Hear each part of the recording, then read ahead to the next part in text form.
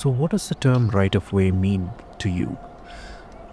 Like, is it a rule? Is it a suggestion? Or is it a battle cry you shout while elbowing through a 2 kilometer traffic jam? I mean, if Darwin had ridden a scooter through our Indian cities, he'd have scrapped natural selection for survival of the loudest.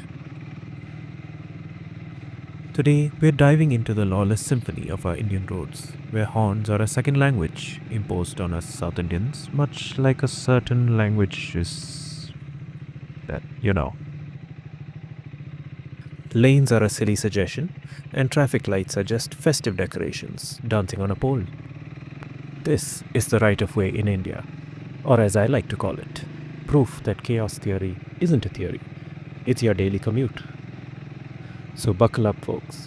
Or don't, because no one else does. Let's get one thing straight. In most of our cities, driving etiquette isn't just bad, it's a cultural artifact. Like ancient pottery or those disintegrating flip flops you've been meaning to throw out. Here, indiscipline isn't the exception, it's the rule. And somehow, just somehow, it works. Millions of people get to work, school, or that one chai stall every day, all while dodging the holy cow, those meddling kids, and that guy on a scooter balancing a family of 7.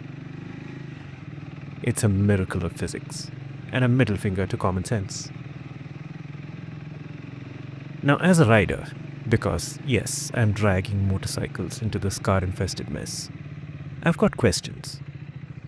How, just how, does a country with over 1.4 billion people turn road rules into a choose your own adventure novel and still function? Spoiler, it's equal parts skill, insanity, and a hankering for the horn that could wake a coma patient.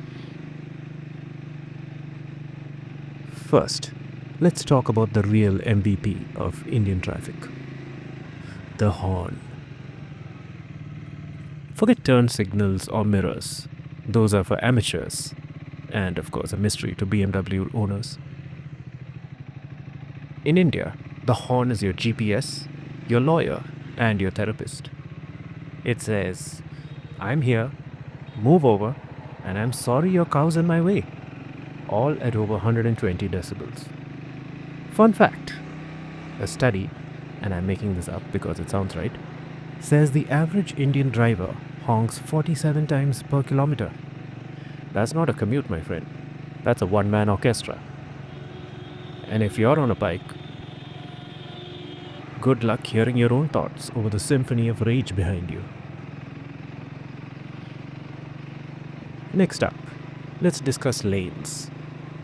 Or as I like to call them, optional guidelines for tourists. These painted lines are just decorative, like the racing stripes on the Tata Altroz racer.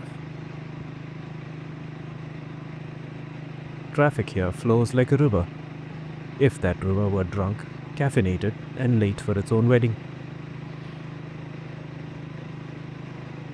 Here's the physics bit, because yes, I'm that guy. In a perfect world, traffic obeys the laminar flow. Smooth, predictable, boring. In India, it's a turbulent flow on steroids. Every scooter, rickshaw, and the sacred cow is a rogue particle colliding with zero regard for Newton's laws. And yet, they don't all die. I'm calling it the Indian traffic paradox. I mean, someone get me a Nobel Prize. So where, you might ask, does the right of way fit in? Ha, trick question. It doesn't. In India, right of way is whoever gets there first, or whoever's got the bigger bumper. Traffic cops? Oh, they're just overworked referees in a game with no rules. I do feel sorry for them. I'd say they're herding cats, but cats at least pretend to care.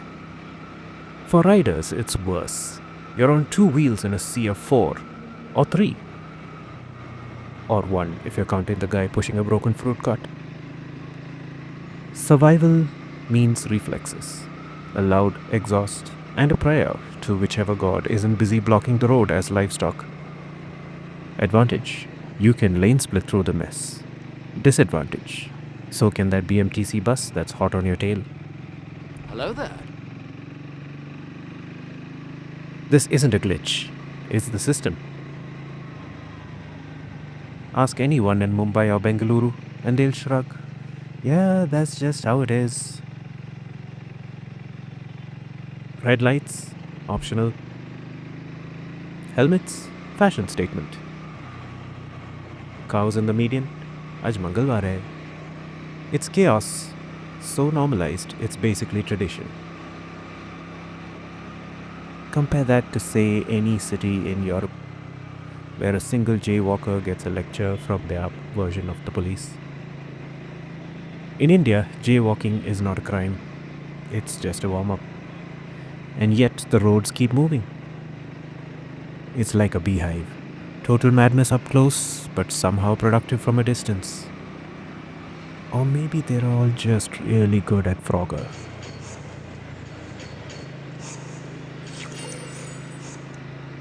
So what's the takeaway from this video?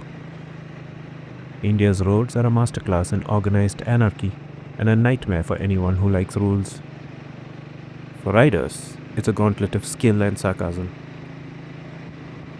You'll dodge a rickshaw, curse a truck, and thank your lucky stars you're not the guy stuck in a car. Because on two wheels, you're not just surviving, I'd say you're winning. Until next time, folks, keep the rubber side down and drive carefully.